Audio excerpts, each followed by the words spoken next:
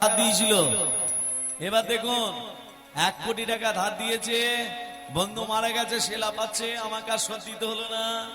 হ্যাঁ, ও ছেলেও নেই, মেয়েও নেই, বাবাও নেই, মাও নেই, আর কেউ নেই, আমার হয়ে গেল। এই করে মা 1 মাস 2 মাস 3 মাস 5 মাস 6 মাস কেটে গেল। 6 মাস বাদ এই বন্ধুর আবার একটা ছেলের জন্ম নিল, ফুটফুটে ছেলে। মনে মনে ভাবছে কপাল যা চকচকে হয় দেখতে আছে। হ্যাঁ, একে তো বন্ধুকে 1 কোটি টাকা দিতেই হলো না, আবার স্বয়ং ভগবান আমাকে 2 হাত ভরে দিয়েছে, আমার পুত্র সন্তান হয়েছে। হ্যাঁ, কি আনন্দ, কি আনন্দ, কি আনন্দ। আনন্দ ধরে না, কিন্তু মনে রাখবেন আনন্দের পিছনে নিরানন্দ আছে। এই করে করে করে করে ছেলে 16 বছরে পা দিল। ছেলেটা বড় হয়েছে, 16 বছরে পা দিল। 16 বছরে যখনই পা দিল, ছেলের এমন রোগ ধরলো, বাবা এ হসপিটাল থেকে এ হসপিটাল, ও হসপিটাল থেকে এ হসপিটাল, এ নার্সিংহোম থেকে ও নার্সিংহোম, যেতে যেতে যেতে যেতে টাকাগুলো সব শেষ। রোগ আর ধরতে পারছে না। এই করে যে বাড়িটা ছিল বাড়িটাও বিক্রি করে দিল ছেলের চিকিৎসার জন্য।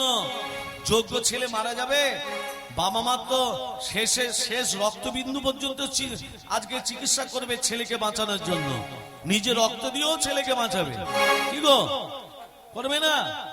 এই করে ঘর চলে গেল, বাড়ি চলে গেল, ভিটে চলে গেল, টাকা পয়সা চলে গেল, রাস্তার ভিখারি হয়ে গেল ওই বন্ধু।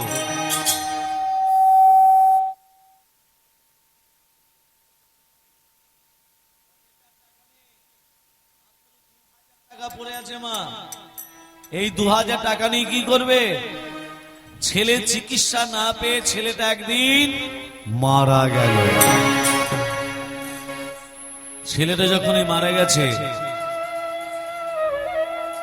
গঙ্গার তীরে বসে আছে, পকেটে যে 2000 টাকা ছিল সেই 2000 টাকাটা ছেলের অন্তিম সংস্কারে শেষ হয়ে গেল, আর একটাও টাকা নেই পকেটে। সুরধনী তীরে গঙ্গার তীরে বসে আছে ওই বন্ধু বসে থাকতে থাকতে এক সাধু স্নান টান করে উঠে ওই বন্ধুর দিকে তাকিয়ে হাসছে, হা হা হা হা করে। বন্ধুটা তখন বলছে, হে সাধু, হে মহারাজ, আজকে আমার ছেলে মারা গেছে, আমার ছেলে মারা গেছে, আমি অনেক দুঃখী। আমার ঘর ছিল, অনেক ছিল, সবকিছু ছিল, আমার ছেলে মারা গেছে, আর আপনি আমাকে দেখে হাসছেন। সাধুটা তখন বলছে, এই বেটা, আমি তোকে দেখে কেন হাসছি জানিস? তোর কৃত কর্মের ফলের জন্য হাসছি। বলে কেমন? বন্ধুর কাছে ক লাখ টাকা ধার নিয়েছিলি? 1 কোটি। বন্ধুরা যখন মারা গেছিল চোখের জল পড়েছিল তোর? না। চোখের জল না পেলে কি করেছিলি? আমি আনন্দে 2 বাহু তুলে নেচেছিলাম। বেশ, সে কি করে মারা গেল খোঁজ নিয়েছিলি? না। তার অন্তিম ক্রিয়ায় কিছু খরচা করেছিলি? না। সাধ্যের কাছে কিছু খরচা করেছিলি? না। তাহলে যে বন্ধু তোকে টাকা দিয়ে এত বড়লোক করে দিল, সে মারা যাবার পর তার অন্তিম কাজে, শ্রাদ্ধের কাজে কিচ্ছু টাকা খরচা করিসনি। উপরন্তু তার জন্য একটু চোখের জলও তোর পড়েনি। উপরন্তু তোর আনন্দ হয়েছিল, আনন্দে নেচেছিলি। শোন, যে ছেলেটা মারা গেল ওই ছেলেটা কে জানিস? ওই যে তোর বন্ধুটা মারা গেছিল, ওই বন্ধুটা তোর ছেলে হয়ে এসেছে। কি বললাম? ওই বন্ধুটা তোর ছেলে হয়ে এসেছে। তোর বন্ধু তোকে 1 কোটি টাকা দিয়েছিল, ও ছেলে হয়ে এসে তোর কাছ থেকে সুদ সহ সব নিয়ে তোকে পথের ভিখারি করে দিয়ে, তোকে রাস্তায় বসিয়ে দিয়ে সে চলে গেল। তাহলে মা, যে ধার দেবে তার কোনো দোষ নেই, যে ধার নেবে তার সম্পূর্ণ দোষ। অতএব যার কাছে ধার নিন না কেন, যে কোনো জিনিস নিন না কেন, যথা সময়ে তার কাছে আপনি পৌঁছে দেবেন। যদি পৌঁছে নাও দিতে পারেন, তার পরিবারের কেউ যদি না থাকে, এই যে এখানে যজ্ঞ হচ্ছে, তার পরিবারে কোনো সন্তান সন্ততি যদি না থাকে, হয়তো যার কাছে ধার করেছেন তার বংশে কেউ নেই, অন্তত সেই টাকাটা যেখানে যজ্ঞ হচ্ছে সেই যজ্ঞতে ব্যয় করে দেবে। আজকে যে লীলা আস্বাদন করব, আস্বাদনের বিষয়বস্তু এখানে পুরীধাম কে কে বেড়াতে গেছেন হাত তুলুন। ধাই কিরি কিরি জগন্নাথ মাঝে বাড়ি দিব। যারা আজকে তত্ত্বগুলো শুনে নিন, যারা পুরীধাম দর্শন করেছেন, ভান্নর উপরে ভান্ন, তার উপরে ভান্ন, তার উপরে ভান্ন, যেখানে ভোগ রন্ধন হয়। ভোগ রন্ধন হয় কেন? কি কত প্রকার ভোগ হয়? কত প্রকার পুরীধামে কত প্রকার ভোগ হয়? 52, 56, যেখানে ভোগ রন্ধন হয়, ভান্নর উপরে ভান্ন, তার উপরে ভান্ন চাপনা থাকে, তলে আগুন জ্বলে ভোগ রন্ধন হয়ে যায়। এই তত্ত্বটা কি? জগন্নাথের মাসিটাকে প্রতি বছর জগন্নাথ মাসির বাড়ি যায়, জগন্নাথের মাসিটাকে এ তত্ত্ব আস্বাদন করব। আরো তত্ত্ব আছে, যে কচ্ছপ আমরা দর্শন করি, চলতি কথায় কাচিম বলে, কচ্ছপকে মেরে দেয়া মানে ব্রহ্ম হত্যা করা। হাত জোর করে বলবো, কেউ কোনোদিন কচ্ছপকে মেরে দেবেন না। মারা মানি ব্রহ্ম হত্যা করা। কচ্ছপ ব্রাহ্মণ হলো কি করে, এ তত্ত্ব আস্বাদন করব। আরো তত্ত্ব আছে কি, যেখানে জগন্নাথের মন্দির চূড়ায় প্রতিদিন একটা করে পতাকা দেয়া থাকে, পতাকাটা পাল্টানো হয় কেন, এ তত্ত্ব আস্বাদন করব। আরো তত্ত্ব আছে, সেগুলো আর বলছি না, আগে লীলার ভেতরে যাই। যে বছর লীলাটাকে শুনুন, নীলাচলে নীলমাধব অর্থাৎ পুরুষোত্তম ক্ষেত্র পুরীধাম, জয় জগন্নাথ। জগন্নাথ। প্রথমেই তত্ত্ব কথা জানেন বাবা, কীর্তন মানে তত্ত্ব, তত্ত্ব ছাড়া কীর্তন হয় না। প্রথম থেকেই তত্ত্ব বলে যাচ্ছি, এখনো তত্ত্ব বলছি। যে বছর আষাঢ় মাস মল মাস হবে, ভালো করে মায়েরা দান দিন, একটু সাপটা বাড়িয়ে দাও তো, বেশটা বেশি হয়ে গেল। যে বছর আষাঢ় মাস মল মাস হবে, সে বছর নতুন করে জগন্নাথ বলরাম সুভদ্রা তৈরি হয়। কি বললাম? যে বছর আষাঢ় মাস মল মাস নতুন করে জগন্নাথ বলরাম সুভদ্রা গড়ন হয়। গড়ন হয় মানে তৈরি হয়। কোন গাছ থেকে 3টি মূর্তি তৈরি হবে? গাছটা হবে নিম গাছ। নিম গাছ হলে কি হবে? নিম গাছের গায়ে থাকবে চন্দনের গন্ধ। গাছ 3টে পাওয়া যায় কোথায়? নীলগিরি পর্বতের পাদদেশে পাওয়া যায়। কোথায় পাওয়া যায় বাবা? নীলগিরি পর্বতের পাদদেশে। কোন 3টে নিম গাছ থেকে জগন্নাথ বলরাম সুভদ্রা তৈরি হয়? একটা, ভালো করে মায়েরা শুনেন, একটা নিম গাছের গায়ে থাকবে চক্র চিহ্ন, দ্বিতীয় নিম গাছের গায়ে থাকবে পদ্ম চিহ্ন, তৃতীয় নিম গাছের গায়ে থাকবে নাগর চিহ্ন। কি কি বললাম? চক্র, পদ্ম, নাগর। এবার বলুন, চক্র চিহ্ন নিম গাছ থেকে তৈরি হবে জগন্নাথ, পদ্ম চিহ্ন নিম গাছ থেকে তৈরি হবে সুভদ্রা, নাগর চিহ্ন নিম গাছ থেকে তৈরি হবে দাদা বলরাম। বোঝা গেল মা? তাহলে চক্র, জগন্নাথ, পদ্ম, সুভদ্রা, নাগর, দাদা বলরাম। কোথায় পাওয়া যায়? 3টে গাছ নীলগিরি পর্বতের পাদদেশে। 3টে নিম গাছে বিষধর সর্প, বিষধর সাপ বেষ্টন করে থাকবে। যেই পুজো হয়ে যাবে, বিষধর সর্পরা গাছ থেকে নেমে এসে প্রসাদ ভক্ষণ করে চলে যাবে। 3টে গাছকে কাটা হবে, লোহার কোঠার দাগ দিয়ে গাছ 3টেকে কাটা হবে। সোনার কোটার, রূপার কোটার কাটবে না, শুধু দাগ দেবে। আর লোহার কোটার দাগ দিয়ে গাছ 3টেকে কাটা হবে। 3টে গাছকে কাটার পর নীলগিরি পর্বতের পাদদেশ থেকে পুরীধাম পর্যন্ত মানুষ লাইন দিয়ে দাঁড়িয়ে থাকবে, সবারই কাঁধে কাঁধে 3টে গাছ আসবে। 3টে গাছকে আনার পর যিনি 3টে মূর্তি তৈরি করবেন, তাকে জাতিতে সবর হতে হবে। সবর জাতিটা কি? যারা জঙ্গলের মধ্যে সীমাবদ্ধ থাকে, যাদের বহিঃপ্রকাশ নেই, তাদের জাতিতে সবর বলে। সেই সবর জাতি 3টে মূর্তি তৈরি করলো, চক্র, জগন্নাথ, পদ্ম, সুভদ্রা, নাগর, দাদা বলরাম। নবকলেবার কে করবে? নবকলেবারে ভালো নাম হচ্ছে প্রাণ প্রতিষ্ঠা। কে করবে? খোঁজা হবে পুরীধামে সব থেকে বৃদ্ধ পান্ডা কি আছে, সব থেকে বয়সের বেশি, সেই বৃদ্ধ পান্ডা প্রাণ প্রতিষ্ঠা করবে। আর যেদিন প্রাণ প্রতিষ্ঠা হবে মা, কারো বাড়িতে আলো জ্বলবে না, সরকার থেকে ইলেকট্রিসিটি লাইন কেটে দেবে, একমাত্র জগন্নাথ মন্দিরে প্রদীপ জ্বলবে। একটাই প্রদীপ, জগন্নাথ মন্দিরে প্রদীপ। ওই বৃদ্ধ পান্ডা কোনো মন্ত্র বলবে না, বলবে আপনাদের দেহের মধ্যে রয়েছে যে প্রাণ, ওই প্রাণটা যেন আমার হাতে চলে আসে। এক এক করে প্রাণ নেবে, আর নতুন যে জগন্নাথ বলরাম সুভদ্রা তৈরি হলো তাদের বক্ষের সামনে স্পর্শ করে দেবে, হয়ে গেল প্রাণ প্রতিষ্ঠা। আর একটা আশ্চর্য কথা বলি, যে বিন্দু পান্ডা প্রাণ প্রতিষ্ঠা করলো ওই বিন্দু পান্ডা 1 মাসের মধ্যে মারা যাবে। শুনেছি জগন্নাথ তাকে শ্রীচরণে ঠাঁই দেয়। এই নিয়মটা কখন হয় বললাম মা? যে বছর আষাঢ় মাস মল মাস। এবার দ্বিতীয় তত্ত্ব কথায় যাচ্ছি, ভগবান শ্রীকৃষ্ণের দেহটা কাঠ হলো কি করে, কাঠটা থেকে জগন্নাথ বলরাম সুভদ্রা হচ্ছে কি করে। আজ আমার গৌরাঙ্গ মহাপ্রভু জগন্নাথকে দর্শন করে বলছি, জগন্নাথ একবার নাচো তো, একবার নাচো তো।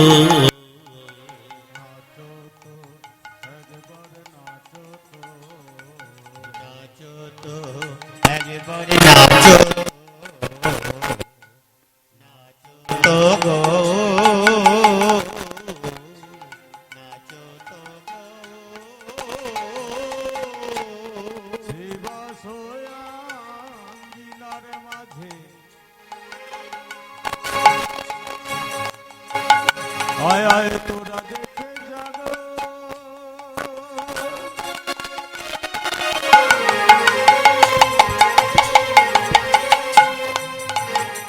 তোরা দেখে যা,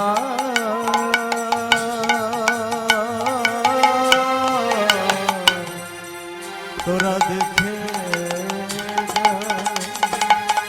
হরি শিবাস হইয়া গিনার মাঝে বাহু তুলে গোড়া নাচে, রাঙা পায় রাঙা পায় সোনার নূপুরবাজে, বাজে। রাঙা পায়, রাঙা পায় সোনার নপুর বাজে, বাজে। সে অদ্বৈত, সে অদ্বৈত নিত্যানন্দ।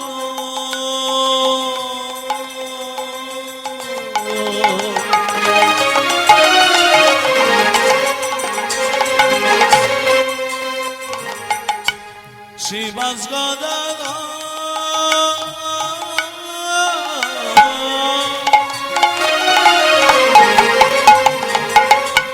তারি মাঝে নাচে আমার গৌরাঙ্গ সুন্দর। শ্রী অদ্বৈত, শ্রী অদ্বৈত নিত্যানন্দ।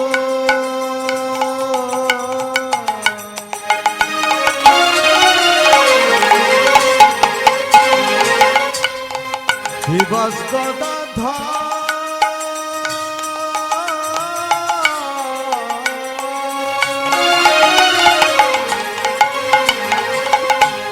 তারি মাঝে নাচে আমার গৌরাঙ্গ সুন্দর।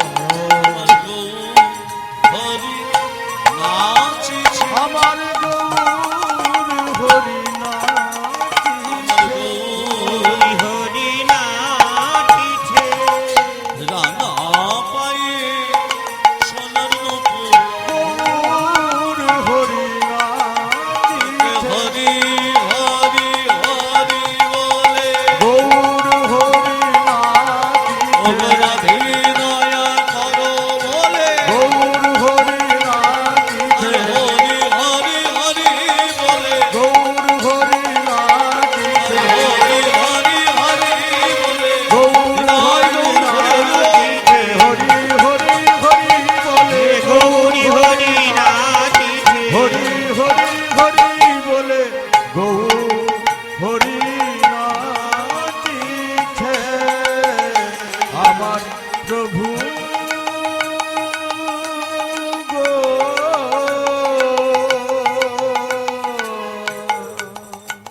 আজ আমার গৌরী জগন্নাথকে দর্শন করে বলছি, জগন্নাথ আস্তে আস্তে, তুমি তো কৃষ্ণ, তুমি জগন্নাথ হলে কি করে?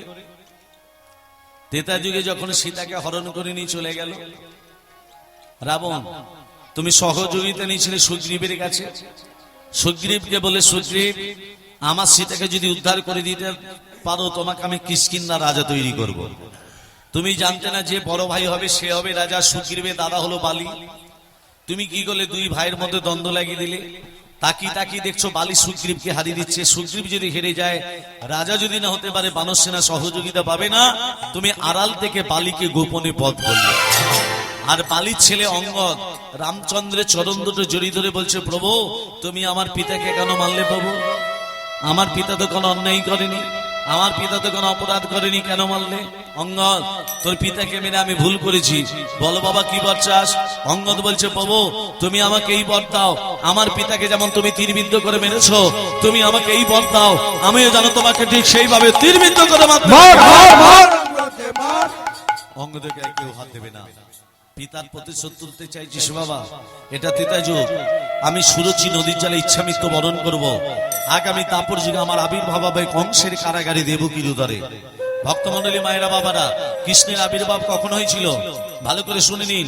ভাদ্র মাস কৃষ্ণপক্ষ অষ্টমী তিথি, রোহিণী নক্ষত্রে, নিশিত সময়, আয়ুষ্মান যোগে, কৌলিক বরণে, সিংহ রাশি চন্দ্রে, বিশ্ব লগ্নে, রবির হোনায়, বুধের দেকর্ণে, শুক্রের নামাংশে, মঙ্গলের আধাংশে, বৃহস্পতিবার তৃতীয়াংশে। মনে থাকবে?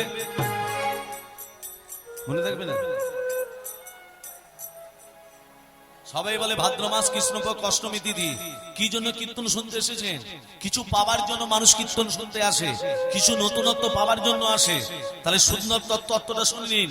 ভাদ্র মাস কৃষ্ণপক্ষ অষ্টমী তিথি সকলেই জানে, কিন্তু তাছাড়া কি কি? রোহিণী নক্ষত্র, নিশিত সময়, আয়ুষ্মান যোগ, কৌলিক বরণ, সিংহ রাশি চন্দ্রে, বিশ্ব লগ্নে, রবির হোনায়, বুধের দেকর্ণে, শুক্রের নামাংশে, মঙ্গলের আধাংশে, বৃহস্পতিবার তৃতীয়াংশে কৃষ্ণের আবির্ভাব। তোর জন্ম হবে ব্যাদ কুলে, ব্যাদ ব্যাদ, তোর নাম হবে জরা ব্যাদ, তোর হাতে আমি লীলা অবসান করব। ভগবান শ্রীকৃষ্ণ বৃন্দাবন থেকে মথুরা, মথুরা থেকে দ্বারকায় প্রভাস্য লীলা হয়ে গেল। ভগবান শ্রীকৃষ্ণ কদম বৃক্ষের ডালে উঠে পা দোলাচ্ছিলেন। এই পা দোলানো দেখে জরা ব্যাদ মনে করলো পাখি ডানা মিলেছে। পাখি মনে করে ভগবান শ্রীকৃষ্ণের দিকে, ভগবানের দেহটা জলে পড়ে গেল তিন নিক্ষেপ করতে। যখনই চরণে তিন নিক্ষেপ করলো, ভগবানের দেহটা জলে পড়ে গেল। ওমা বাবা, জলে ভাসতে ভাসতে ভাসতে ভাসতে দাপর যুগ শেষ, এসে গেল কলিযুগ। যখনই কলিযুগ এলো বাবারা, সেই দেহটা একটা কাঠ হয়ে গেল। কাঠটার গায়ে শঙ্খ চক্র গদা পদ্মঙ্কিত হলো। কাঠটার নাম হলো দারুম ব্রহ্মকাষ্ঠ। মায়েরা কি বললাম নামটা? দারুম ব্রহ্মকাষ্ঠ। কৃষ্ণের দেহটা কাঠ হয়ে গেল, কাঠটার নাম দারুম ব্রহ্মকাষ্ঠ। তোমারই আদেশে তোমারই এক ভক্ত ওই কাঠটাকে তুলে নিয়ে এসে তিনটে মূর্তি তৈরি করলো, জগন্নাথ, বলরাম, সুভদ্রা। সেই থেকে তুমি জন্মাদি পূজা পাচ্ছ, তুমি সমস্ত ভক্তের কাছে পূজা পাচ্ছ, তাই তোমার নাম জয় জগন্নাথ, জয় জগন্নাথ, জয় জগন্নাথ, জয় জগন্নাথ, জয় জগন্নাথ, জয় জগন্নাথ, জয় জগন্নাথ, জয় জগন্নাথ, জয় জগন্নাথ, জয় জগন্নাথ, জয় জগন্নাথ, জয় জগন্নাথ। ভগবান শ্রীকৃষ্ণের দেহটা কাঠ হয়ে গেল, কাঠটার নাম হলো দারুম ব্রহ্মকাষ্ঠ। কোন ভক্ত কাঠটাকে নিল? এবার লীলার ভেতরে প্রবেশ করব। ভক্তটার নাম কি? লীলা পরিবেশনের পূর্বে যেখানে হরিনাম হয় সেটা হলো বৃন্দাবন। তুলসী কাননে যত্র তত্র বৃন্দাবন পুরী, যেখানে তুলসী বৃক্ষ সেই জায়গাটা বৃন্দাবন।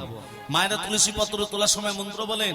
একাদশী, দ্বাদশী, অমাবস্যা, পূর্ণিমা, সংক্রান্তি, রবিবার, এই কটা দিনে তুলসী পত্র তুলবেন না। বাঁ হাত তুলসী পত্রের ডালটিকে ধরবেন, বৃদ্ধাঙ্গুলি অনামিকা। ডান হাত দিয়ে বৃদ্ধাঙ্গুলি অনামিকার দ্বারা মন্ত্রটা বলবেন। তুলস্যমিত নামসি ধাম নামাসি সদাত্তং কেশব প্রিয়া কেশবার্তে চিনামিতং বরদা ভব শোভনে। মনে রাখবে। আরেকটা বলে দিই, বৃন্দা ওই তুলসী দেব ওই প্রিয়া ওই কেশবাস্য বিষ্ণুর ভক্তে প্রদে দেবী সত্যবতী নমো নমঃ। এত বড় বড় ঠাকুর মনে থাকবে না, ছোট কিছু থাকে তো বলুন। তুলসী পত্র তোলার আগে তিনবার পদক্ষিণ করবেন হরে কৃষ্ণ নাম বলতে বলতে। বাঁ হাত তুলসী পত্রের ডাল, বৃদ্ধাঙ্গুলি অনামিকা, ডান হাত বৃদ্ধাঙ্গুলি অনামিকা। বিন্দুটি খসাবার আগে মুখে বলে দেবে নমো বৃন্দাবৈ। কি বলবে? নমো বৃন্দাবৈ। সবাই মিলে প্রেমসে ভজন গান করবে, প্রেমসে। ও মিঠি রস সিংহারানী রাধে রাধে রাধে রাধে রাধে রাধে রাধে রাধে। ও মিঠি রস সে ভরলি রাধে, রানী লাগে রাধে, রানী লাগে মনো অমন অমন পার পার যমুনা গীত রানী লাগে।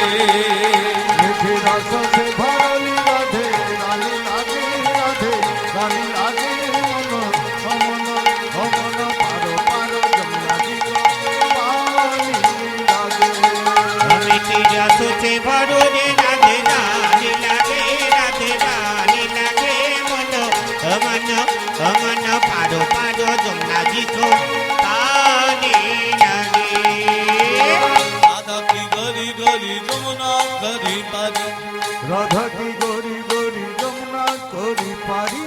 নিতাই চাঁদ গৌরচাঁদ হাত দুটো তুলে আছে কেন? আত্মসমর্পণ। আমি হাত তুলে দিতে বললাম, কেউ তার দিল না। হাত তুলে দেয় কেন? আত্মসমর্পণ। ছোট্ট করে বলে দিই, বিমলা কমলা দুজন দুজনার সই। কমলা হচ্ছে তাঁতির মেয়ে, তাঁত বুনে খায়। কাপড় যারা তৈরি করে তাদেরকে তাঁতি বলে। আর যারা তাঁতি হয় তাদের ঘরে দেখবেন অনেক সুতোর বান্ডিল জড়ো করা থাকে, থাকে না? অনেক সুতোর বান্ডিল। বিমলা একদিন কমলার বাড়িতে গিয়ে বলছে, সই কিরে কোথায় গেলি? আয় বস, আমি মন্দিরে আছি রে। মনে মনে ভাবছে, আমার ঘরে সেলাই করার মতো একটু সুতো নেই, আমার স্পের বাড়িতে কত সুতোর বান্ডিল। অনেক সুতোর আমার বান্ডিল। দুটো চুরি করে বগলের ভেতরে রেখে কাপড়টিকে চাপা দিয়ে দিয়েছে।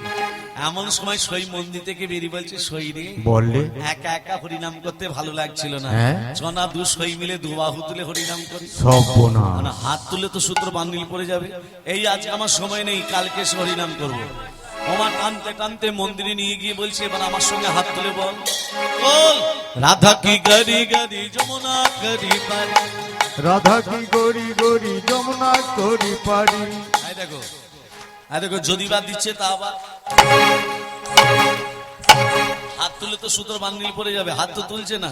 কমলা কি করেছে, বিমলার হাত দুটোকে জোরপূর্বক তুলে দিয়েছে। যখনই তুলে দিয়েছে কি হলো, সুতোর বান্ডিল পড়ে গেল। হ্যাঁ। এই হরিনাম যোগে যারা হাত তুলে দিচ্ছে না তারা চুরি, কি চুরি, পাপ, অমিত্ব, অহংকার, লজ্জা, এগুলোকে দরিভূত দিতে গেলে, বহিষ্কৃত করতে গেলে প্রেম সে সবাই মিলে দিতে হবে। প্রেম সে 1 2 3 4 1 2 3 4। রাধা কি গরি গরি যমুনা গরি পারি। রাধা কি গরি গরি যমুনা করি পারি। রাধা কি গরি গরি যমুনা করি পারি বৃন্দাবন সে 1 2 3 4। বৃন্দাবন সে বৃন্দাবন সে বৃন্দাবন সে বৃন্দাবন সে বৃন্দাবন সে ধম্মা চায় বর্ষ নমৃষরে।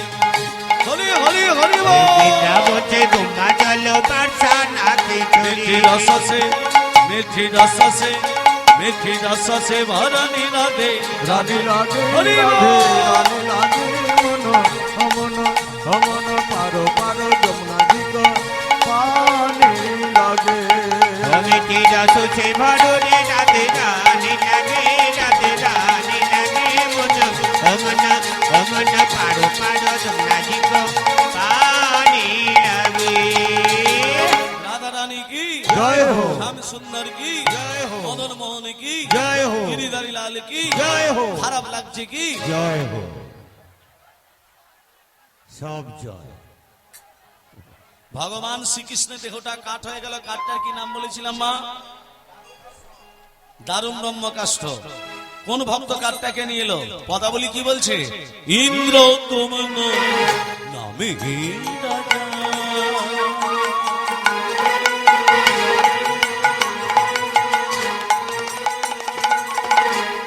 অবন্তীন গোরে ইন্দ্র দুর্ন ইন্দ্র দুর্ন নামে রাজা।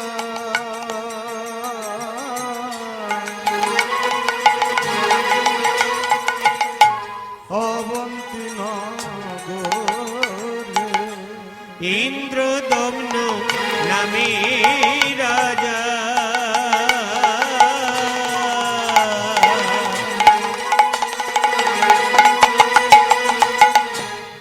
অবন্তী নহরে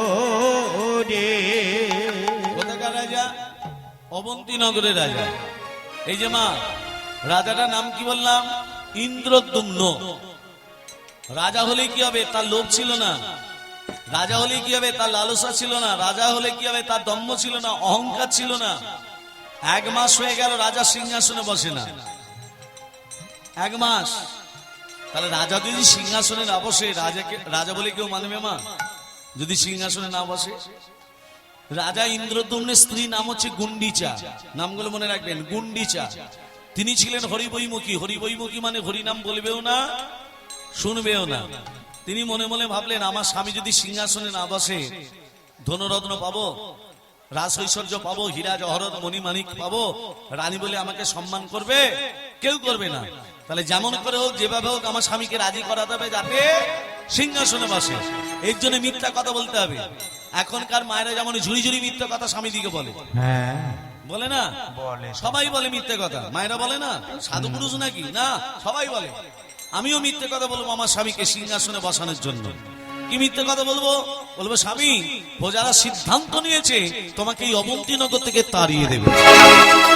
এই মিথ্যা, এই মিথ্যাটা যদি স্বামীর কানে তুলতে পারি, স্বামীর ভয় ধরে যাবে, বলবে না আমাকে তাড়াতে হবে না, আমি সিংহাসনে বসবো। একটা মিথ্যে কথা বলে দেখি না ওষুধে কাজ হয় কিনা। এই যে শুনছো, প্রজারা সিদ্ধান্ত নিয়েছে তোমাকে এই অবন্তীনগর থেকে তাড়িয়ে দেবে, ওরা অন্য কাউকে সিংহাসনে বসাবে। কথাটা রাজা শুনে রাজার দুঃখ হওয়া তো দূরের কথা, রাজা তখন হাত দুটো তুলে বলছে রানী আমি এটাই চাইছিলাম। তার মানে তুমি রাজা হয়ে সিংহাসনে বসবে না? না, সিংহাসনে না বসে তুমি কি করবে? ও রানী, আমি সিংহাসনে না বসে আমি কি করবো জানো? কি করবে? আমি হরি হরি বলবো, হরি হরি বল, আমি হরি হরি বল, হরি হরি বল, আমি হরি ভজন করবো, হরি হরি বলবো। আমি হরি ভজন করবো, হরি হরি বলবো। হরি বল।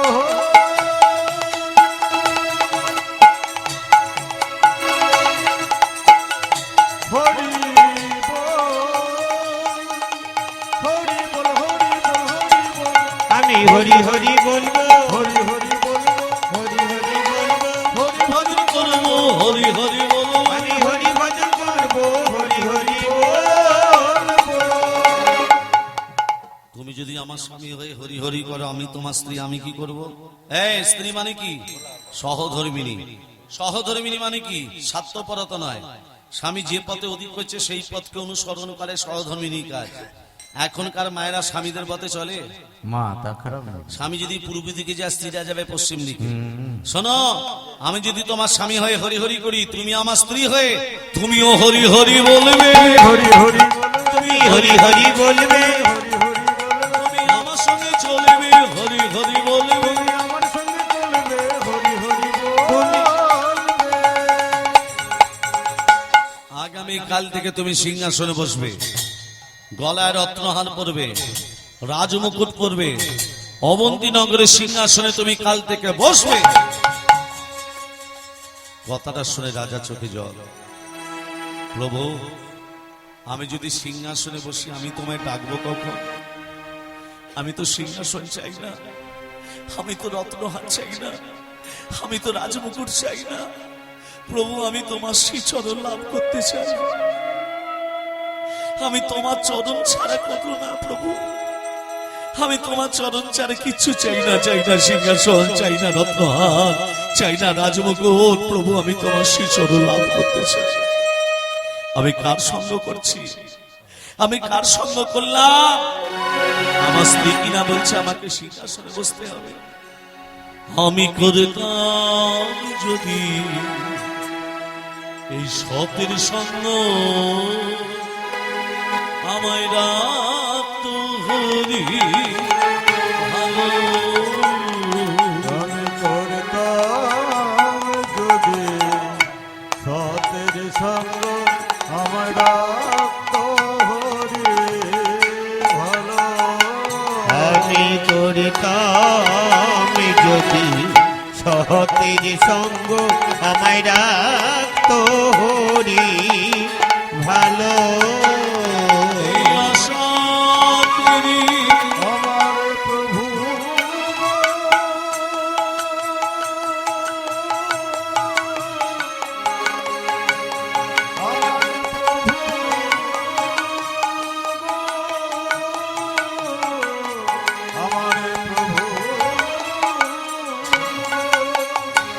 এই অসথেরি সঙ্গ করে বিহিতাই জন গেল।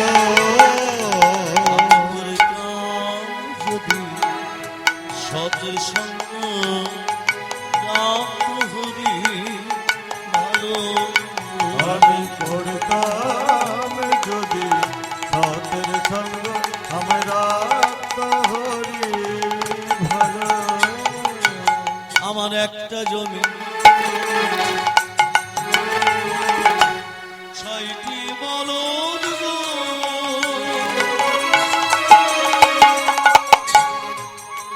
একটা জমি, আমাদের দেহ জমি, 6টি বলদ, দেহের সদরিপু, তবু জমি আমার আমার নাহি হলো। একটা জমি 6টি বলদ। মায়েরা, এই জমিতে এই জমিটা আমার নয়, এই শরীরটা আমার নয়। 6টা বলদ সররিপু, 6টা বলদের কটা নাঙ্গল দরকার? 3টে নাঙ্গল। 3টে নাঙ্গল কি কি? সাধুগুরু শাস্ত্র। এই সাধুগুরু শাস্ত্রের উপর 3টে নাঙ্গলের উপর ভর দিতে হবে 6টা বলদকে নিয়ে। যেদিন নামে মিল হয়ে যাবে মন, সেদিন হবে গোবিন্দের দর্শন। 4টি এখানে কথা নয়, মনুষ্য জন্ম ধারণ করেছো, 84 লক্ষ জনে ভ্রমণ করে সাধের মানব দেহ ধারণ করেছো। এই দেহটা তোমার নয়। যখন টেনে নেবেন তখন তুমি নিজেও বুঝতে পারবে না। তার আগে সাবধান হও। রাজা যখন বসে বসে কাঁদছে, এই জগতে যে কাঁদতে পেরেছে সেই ভগবানকে বাঁধতে পেরেছে। তুমি যদি কাঁদতে পারো তুমি বাঁধতে পারবে, তুমি যদি কাঁদতে না পারো কোনোদিনও ভগবানকে বাঁধতে পারবে না। ভগবান শ্রীহরি একটি বালকের বেশ ধরে রাজা সিংহাসনে পিছনে বাঁশি বাজাচ্ছে, নুপুরে ধ্বনি করছে। কে? কই বালক? ওই তো বাঁশি বাজাচ্ছে, ওই তো নুপুরে ধ্বনি করছে। যেই রাজা ইন্দ্রদম্নু বালককে ধরতে গেল, বাবা ভগবানকে ধরা যায়? ধরতে পারলো না। ভাবতে ভাবতে সকাল হয়ে গেল। মনে মনে ভাবছে, কাকে আমি ধরতে গেলাম? কে এসেছিল, কার বাঁশি শুনলাম, তাকে ধরতে গিয়ে ধরতে পারলাম না। তাই রাজা স্নান টান করে সূর্য প্রণাম করছে। কেমন করে? ওং এ রক্তম ভোজাস নমঃ শেষাজৈনকং সিন্ধন ভান সমস্তমধীম ভজামি পদ্মদয় ভয়বরম গাথদকলম জয় মানিক মৌলি মুনাম রুচিন্ত্রি নিত্যম। ওং কর্ম সাক্ষিণে ওং নমঃ সূর্যমণ্ডকারায় নমঃ। এই সূর্য সচ্ছ কে রাশি জগদপতে অনুকম্পয় আমার ভক্তং বিয়োগ ঘনরাজং। ওং কর্ম সাক্ষিণে ওং নমঃ সূর্যমণ্ডকারায় নমঃ। জবা পুষ্প সংকাশং কশ্যপেগ মহাদ্দে ধন্তানি সর্ব পাপগ্নং প্রণোতস্মি ধীমান। বিবাহ করো। স্নান টান করে রাজা ইন্দ্রদম্ন স্নান টান করে সূর্য প্রণাম করছে। রাজ পোশাক পরেছে, রত্নহার পরেছে, রাজ মুকুট পরেছে। এবার সিংহাসনে বসতে যাবে। সেই সময় কৃষ্ণ বর্ণের বালক সেই ভগবান জগৎপতি শ্রীহরি বলছে, রাজামশাই ওই সিংহাসনে বসবেন না, ওই সিংহাসনে বসলে আপনার মহাবিপদ হবে। কে তুই আমাকে সিংহাসনে বসতে নিষেধ করছিস? রাজামশাই আমি কে, কেন এসেছি, কে পাঠিয়েছে সব বলবো। আরে কথা জিজ্ঞাসা করি, গতকাল রাত্রিতে আপনি কারো বাঁশি শুনেছিলেন? নুপুরের ধ্বনি, তাকে ধরতে গিয়ে ধরতে পারেননি। রাজা মনে মনে ভাবছে, এই ছেলেরা জানলো কি করে? গতকাল রাত্রিতে বাঁশি নুপুরের ধ্বনি, তাকে ধরতে গেছি, ছেলেরা জানলো কি করে? রাজামশাই গতকাল রাত্রিতে আপনার রাজপ্রাসাদে কে এসেছিল জানেন? কে?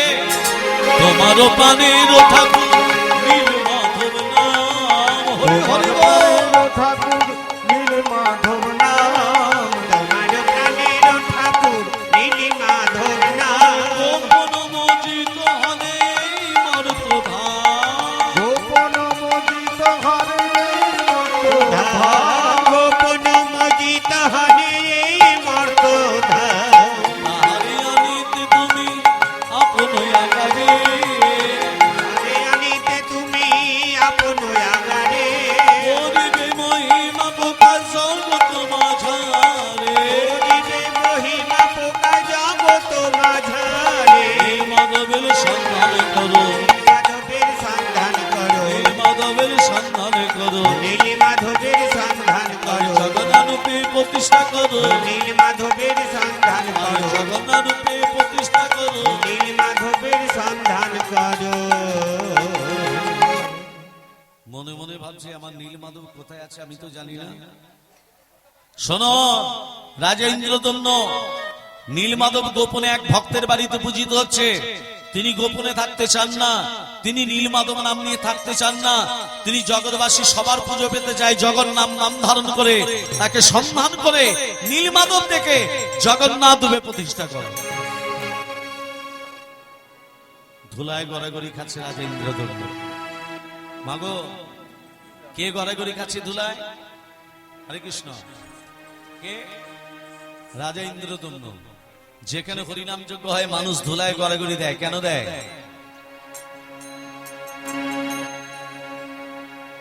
তাতে আপনার দামি বসনটা নোংরা লেগে যেতে পারে, তাতে লাভ আছে, ক্ষতি নেই।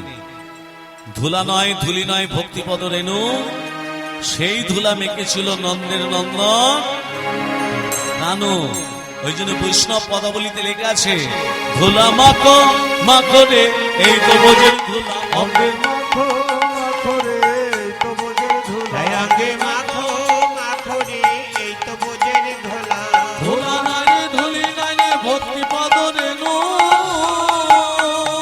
ধুলা নাই রে ধুলি নাই রে ভক্তিপদ রেণু। আমার এই ধুলা মেখেছিলেন নন্দে নন্দন কানু, অঙ্গে মাখো মাখো রে এই তো বোঝের ধুলা, মাখো রে এই তো বোঝের ধুলা। শ্যাম কুণ্ড রাধা কুণ্ড গিরি গোবর্ধ, ওরে শ্যামকুণ্ড রাধা কুণ্ড গিরি গোবর্ধ। আমার মধুর মধুর মধুর মধুর হইনাম আছে এই তো বৃন্দাবন, অঙ্গে মাখো মাখো রে এই তো বোঝের ধুলা, অঙ্গে মাখো মাখো রে এই তো বোঝের ধুলা। সংকীর্তনের ধুলা যদি পড়ে গঙ্গার জলে, ওরে সংকীর্তনের ধুলা যদি পড়ে গঙ্গার জলে। আবার গঙ্গা পবিত্র হয়, আবার গঙ্গা পবিত্র হয় ভাগবতের বলে, অঙ্গে মাখো মাখো রে এই তো বোঝের ধুলা, অঙ্গে মাখো মাখো রে এই তো বোঝের ধুলা, এই তো বোঝের ধুলা, এই তো বোঝের ধুলা, এই তো বোঝের ধুলা। রাজা যখন ধুলায় গড়াগড়ি খাচ্ছে, রাজার চারদিকে 100 জন ব্রাহ্মণ ঘোরাফেরা করছে।